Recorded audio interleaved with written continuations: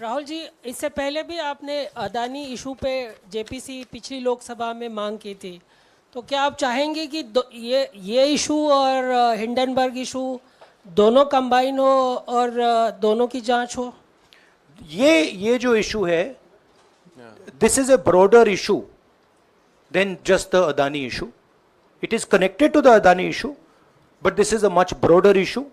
This is directly the Prime Minister of India, Home Minister, who are privy to data on actual election results, who have IB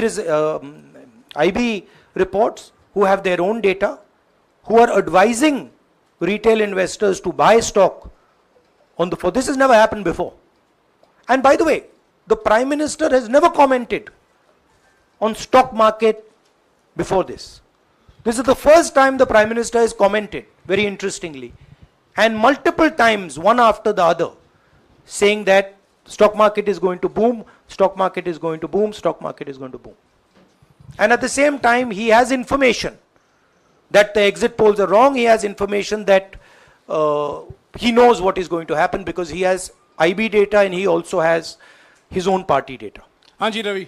Rahul ji, मेरा सवाल यही है कि जी news ने भी ये सारी चीज़ बताई है जनता को कि कई चैनलों ने मिलकर ये सब चीज़ किया है, जिस तरह से एग्जिट पोल करके लोगों को गुमराह किया है, जिस तरह से शेयर बाजार में सारा कुछ हुआ है। जी न्यूज़ ने भी इस मामले को उठाया है और बताया है, और आपके कहने का सीधा अर्थ है कि अडानी को इसका फायदा उठाने के लिए किया गया है? नहीं, मेरा कहने का ये अर्थ है कि उसमें अदानी इन्वॉल्व हो सकता है, मगर ये अदानी से बहुत बड़ी चीज है।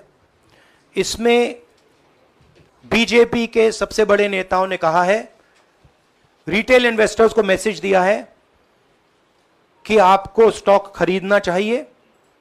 उनके पास इंफॉर्मेशन थी कि एग्जिट पोल्स गलत हैं, उनके पास इंफॉर्मेशन थी कि बीजेपी को फुल मेजॉरिटी नहीं मिलने वाली है, और वो जानते थे 3 जून को और 4 जून को क्या होने वाला है।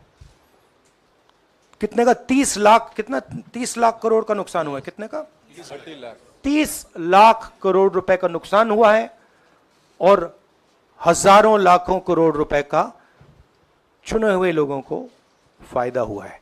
और हम इंक्वायरी चाहते हैं प्रधानमंत्री पर, होम मिनिस्टर पर, जिन्होंने एग्जिट पोल किया उन पर, और ये जो फॉरेन इन्वेस्टर्स हैं उन पर। हाँ शेमिन।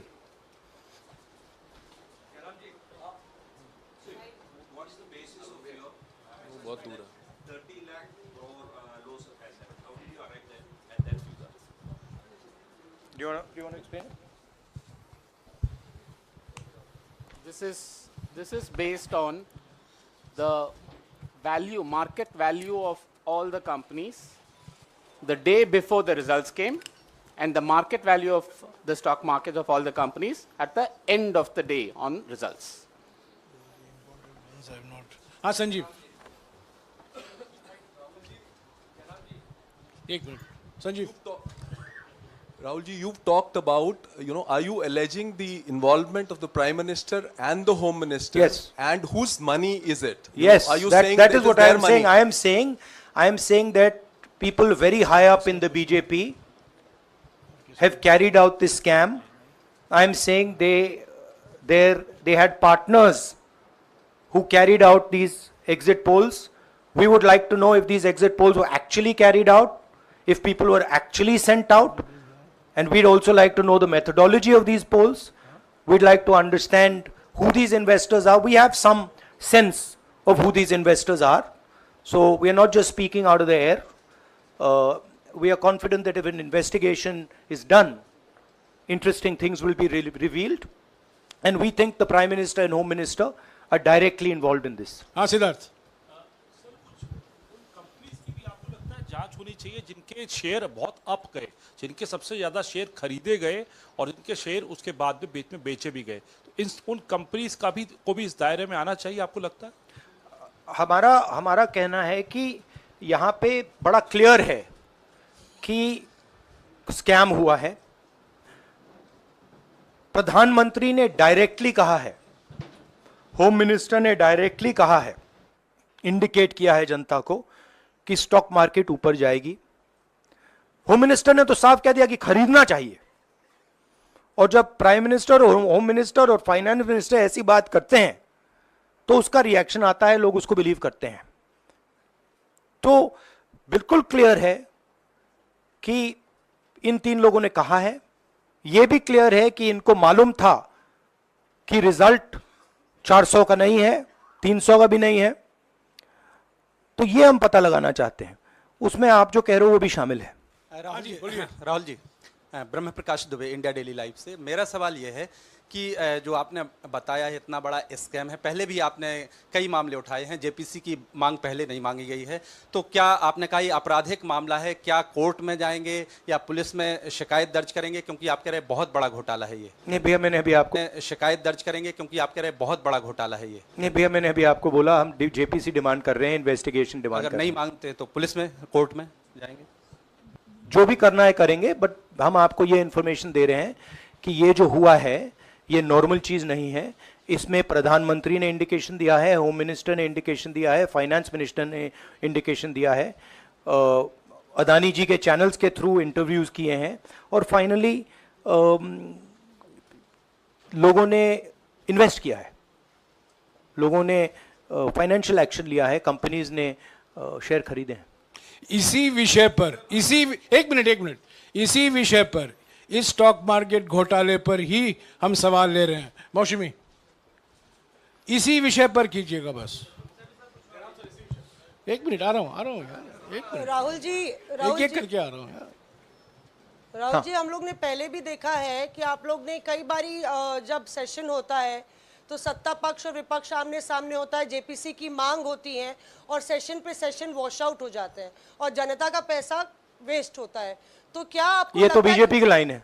तो क्या नहीं, मतलब जनता का पैसा के सेशन वाटर, आप ऐसी टी शर्ट ले लो ना एक, मैं आपको दे दूंगा, जरूरत नहीं है। उनका वो सिंबल दे दूंगा आपको, ये उनकी लाइन है। सवाल आपको पसंद नहीं आए वो अलग बात है, पर आपको किसी नहीं, की सवाल मुझे बहुत पसंद आ रहा है। इस तरह से उंगली उठाने की जरूरत नहीं। आप चेक बहुत अच्छा लग रहा है, बोलिए। बीजेपी का बैच पहनने की आप जरूरत सवाल नहीं। पूछे ना, सवाल नहीं, आपको भी जयराम साहब ये बोलना चाहिए, नहीं, सवाल गलत पूछे, बात है। सवाल पूछे।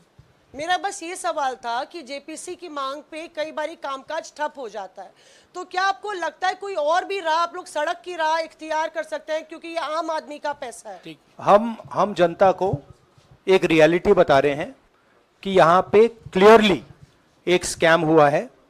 यहाँ पे प्राइम मिनिस्टर ने इंडिकेट किया है, यहाँ पे होम मिनिस्टर ने इंडिकेट किया है, यहाँ पे फाइनेंस मिनिस्टर ने इंडिकेट किया है। नॉर्मली बीजेपी की यह पोजीशन होती है कि जब भी हम कोई मुद्दा उठाते हैं तो हम पार्लियामेंट का टाइम वेस्ट कर रहे हैं। वही पोजीशन आपने अपनाई है, इसीलिए मैंने आपसे कहा कि देखिए आप बीजेपी की पोजीशन ले रही हैं। रियलिटी ये है कि हम जेपीसी करवाएंगे।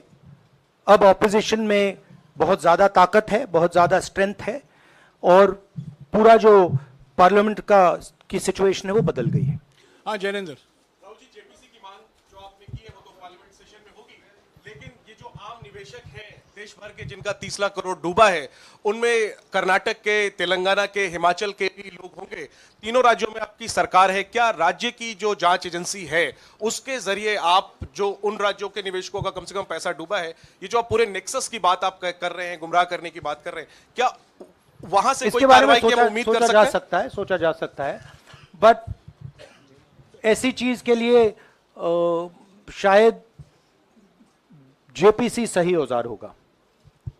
हाँ Ranjita, last question, Ranjita, okay, Mohit is asked, Ranjita यार आप पूछते रहे। मोहित चलो।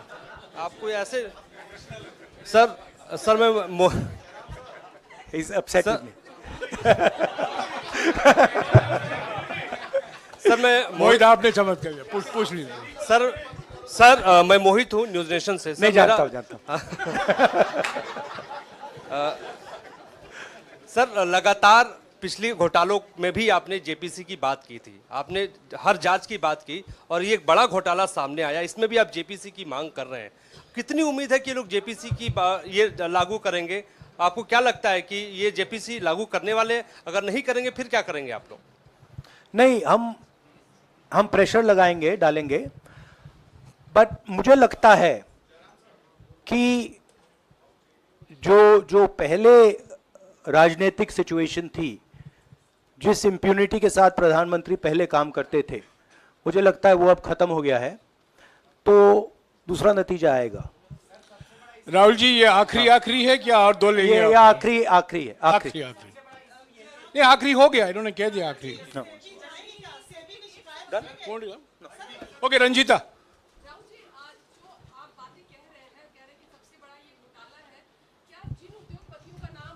लेते रहे हैं चुनावी जो रैलियां रही हैं उसमें भी और उसके बाद भी, क्या आप कहना चाहते हैं कि सरकार ने मदद की है उन उद्योगपतियों को और अमीर बनाने में?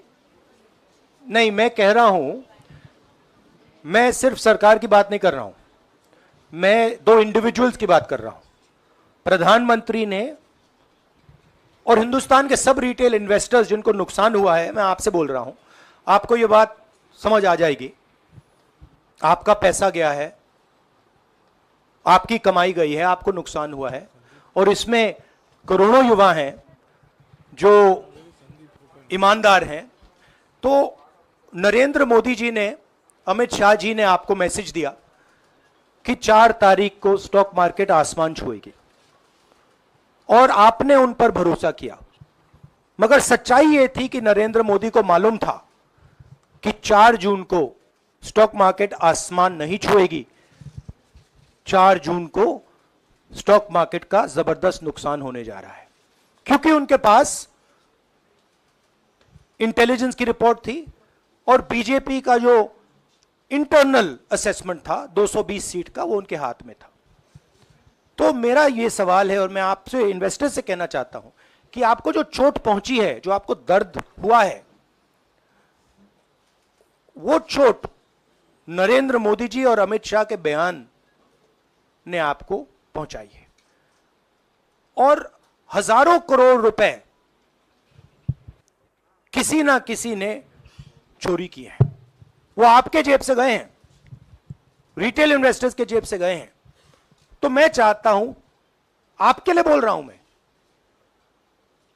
आपके लिए बोल रहा हूं कि इन्वेस्टिगेशन होना चाहिए, पता लगाना चाहिए कि प्रधानमंत्री जी ने, होम मिनिस्टर ने आपको यह गलत इंफॉर्मेशन क्यों दी, और ये कौन लोग हैं, इन्वेस्टर्स जो हैं, फॉरेन इन्वेस्टर्स हैं, जिन्होंने इस दिन फायदा उठाया। ये देखिए ग्राफ है, ये रेड चार्ट जो है, इसको देख लीजिए। ये नॉर्मल ट्रेडिंग है, ये नॉर्मल ट्रेडिंग है, ये ग्रे वाली नॉर्मल ट्रेडिंग है, और ये जो ट्रेडिंग है ये अबनॉर्मल ट्रेडिंग है, ये 2-3 गुना है, और फिर ये हुआ है नुकसान। तो ये नरेंद्र मोदी जी और अमित शाह से मैं पूछ रहा हूं कि आप में इसमें आपका क्या रोल था, और रिटेल इन्वेस्टर्स के लिए पूछ रहा हूं, आपकी मदद करने के लिए पूछ रहा हूं, और इन्वेस्टिगेशन होगा तो आपके लिए होगा। धन्यवाद।